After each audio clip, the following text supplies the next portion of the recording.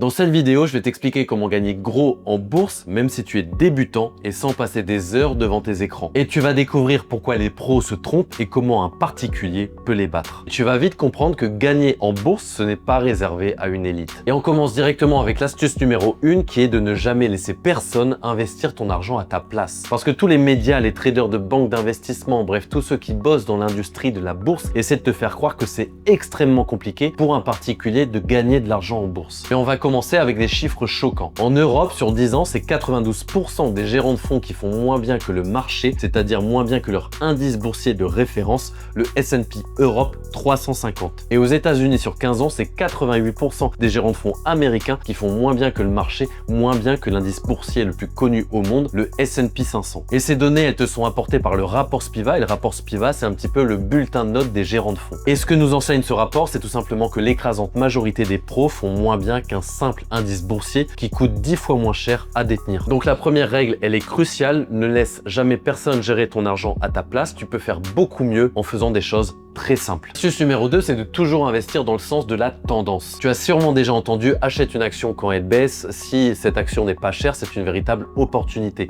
Mais ça, c'est faux. À la limite, c'est valable pour le grand Warren Buffett de l'époque. Mais le grand Warren Buffett, il avait une analyse fondamentale, un horizon d'investissement de 20 ans et accès à des données que toi ou moi, nous n'aurons jamais. Mais par contre, toi, en tant que particulier, tu as un avantage énorme, c'est que tu peux réagir vite. Tu n'as pas des centaines de millions, voire des milliards de dollars à déplacer à chaque position et donc tu es adaptable. Mais surtout, s'il y a bien une seule chose à retenir de cette vidéo, c'est qu'il n'y a aucune logique sur les marchés financiers. Ce n'est que de la psychologie et les opérateurs sur les marchés financiers sont complètement dominés par leurs émotions et par le phénomène de l'objet brillant, c'est-à-dire par tout ce qui est tendance. Et ici, un merveilleux exemple, c'est Tesla, la boîte d'Elon Musk. La capitalisation boursière maximale de Tesla, c'est-à-dire à combien est valorisée cette société, a été atteinte en janvier 2025. Alors que dans le même temps, les revenus de Tesla et la livraison de leurs véhicules étaient en net recul d'environ 40%. Mais la seule information qu'a retenu le marché, c'était que Elon Musk allait rentrer au gouvernement de Donald Trump. Et c'est ça qui a fait pumper cette action pendant des semaines. C'est irrationnel, mais c'est réel. Donc la règle à retenir, c'est suis la tendance et investis avec elle. Tu dois rester sur cette tendance haussière tant qu'elle est haussière. L'astuce numéro 3, c'est d'investir sur les leaders de marché et pas sur les actions sympas. Si tu veux gagner gros en bourse, tu dois investir sur les actions qui tirent le marché vers le haut, pas celles qui ont des performances bonnes, voire très bonnes. On veut investir sur les actions qui explose tout. Mais si tu veux faire travailler ton argent dans les meilleures conditions, tous les marchés ne se valent pas. Et par exemple, un marché comme le marché français est très peu véloce et va t'offrir très peu de performance, puisque à titre d'exemple,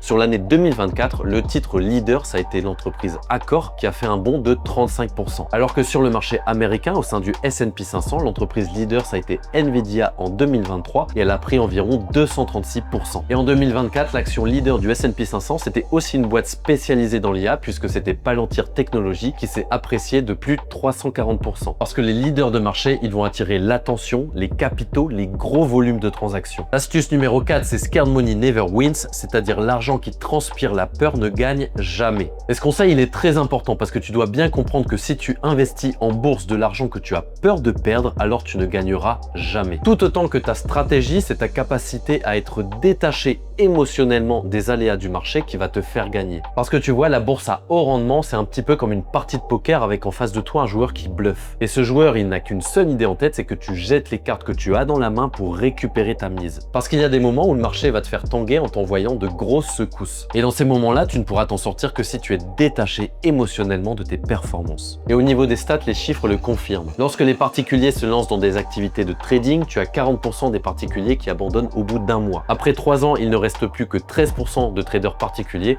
et après 5 ans, il n'en reste plus que 7%.